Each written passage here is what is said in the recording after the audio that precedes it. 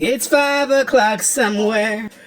We are on Margaritaville at Sea's Islander ship, and we left Tampa a couple days ago. Actually left one day early to get out of Dodge before the hurricane, and now we're a couple hundred miles south of big old Hurricane Milton, but we're bouncing around like crazy. Still out here in the middle of the Gulf of Mexico.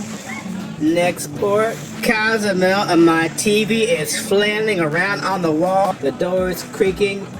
People are doing the wobble. Without the music, they're doing the wobble. And the shot. Slide, kiddies.